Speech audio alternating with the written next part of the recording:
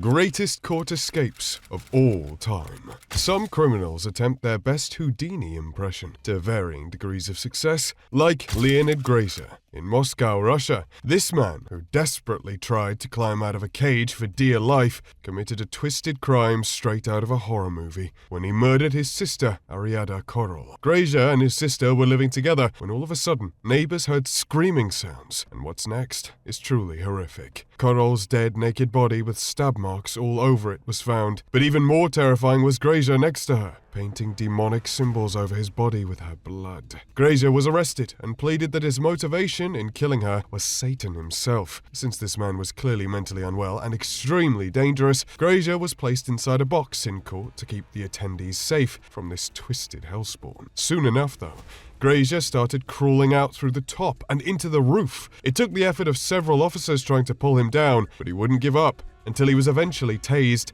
and put back inside his box. Seems like electricity is good enough for demons after all.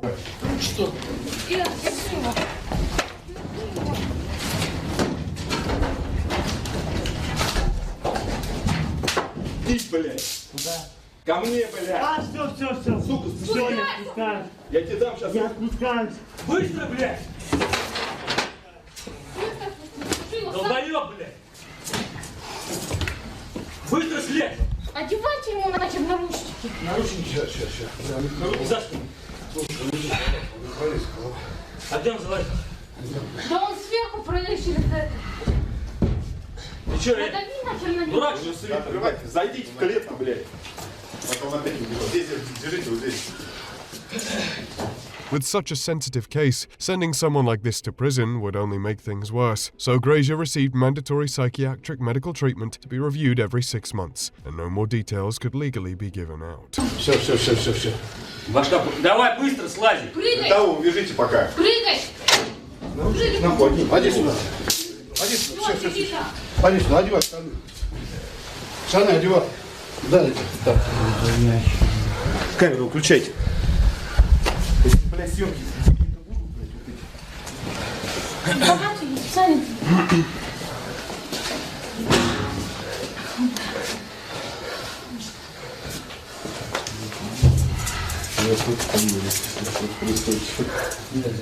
Это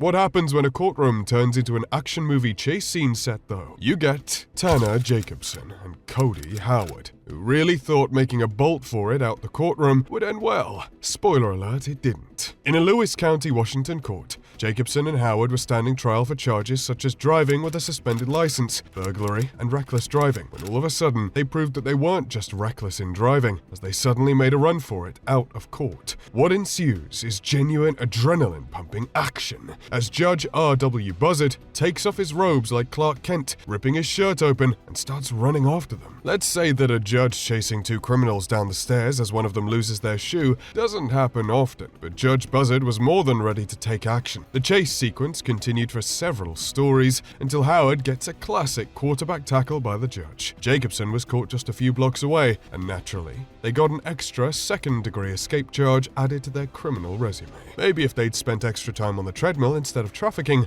they might have pulled it off. Speaking of running in court, though, some runners are slightly more successful, like Nicholas Garrison, who might just get the reward for the fastest criminal to run out of his hearing. In Highland County, Ohio, Nicholas Garrison was standing trial for possession charges and received a 6-month sentence when he decided he'd rather take his chances of being a fugitive and sprinted right out of the courtroom. 2 officers were in hot pursuit, but one had a little bit too much adrenaline pumping when he attempted to jump over the staircase railing to tackle Garrison, who was simply too fast. The officer fell on the stairs and tragically suffered a concussion. It's confusing whether to be angry or impressed, but Garrison did manage to make it out of the court and was on the run for 3 days before getting caught. What his long-term plan was is anyone's guess, but he got an extra 24 months for third-degree escape and assault result, to spend in prison to rethink his flash moment. Some don't share the same luck as Garrison, though, like Mario Guzman, who didn't realize that being a criminal doesn't make you a sprinter or a parkour athlete. In Louisville, Kentucky, Mario and his brother Jose were on trial for drug charges, Mario having second-degree burglary, tampering with evidence, and marijuana possession. The court was the scene of a debate between the defense and prosecution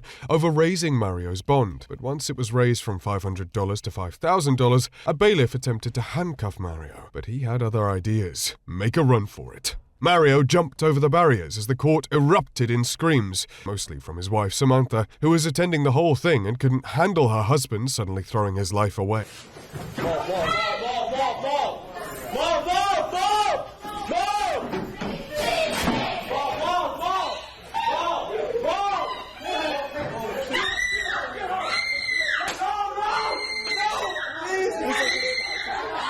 The judge sat back, smirking and confused as officers tried to take Mario down, his wife still screaming and his brother yelling at him to shut up. These family quarrels were only an inconvenience to the cops, who eventually tased Mario, but they also had to restrain his wife for the way she was freaking out.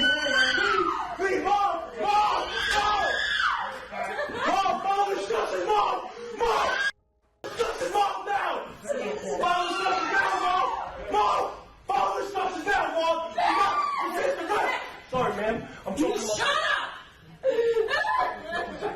No. No, I'm sorry, y'all. Just watch him. Watch him. Hurry up. No, babe. No. You got a light? No. No, my baby's sick. Calm down. Stay sick, you will not be sick, please. At least Jose was fine. To no one's surprise, Mario's bond was raised even more, with an additional $2,500 to his bond and 4 extra charges in 4 minutes. That must be some kind of record. While all of these runners were amateurs, one mastermind stands out. Gerald Hyde II, who had an escape plan right out of a Mission Impossible movie. In Benton County, Washington, Gerald Hyde II was convicted guilty of methamphetamine possession. Gerald and other inmates were being escorted when Hyde suddenly slips out like a ninja, back into the courtroom and out the door. Knowing that he'd get caught with his prison uniform, he gets the brilliant idea of taking off his shirt and covering his handcuffs with them, ditching his orange flip-flops, and just casually power-walking through the courtroom and building. While it's mind-blowing that no one batted an eyelid at the sketchy-looking individual in a white tank top speeding through the building, this slapstick comedy act worked, and Hyde literally walked out of the door of the building unnoticed. Luck doesn't last forever, though. And to no one's surprise, the authorities noticed that Hyde was missing, and they didn't even have to look for long, as he was found less than 2 hours later at the worst possible place he could have gone to, a friend's house.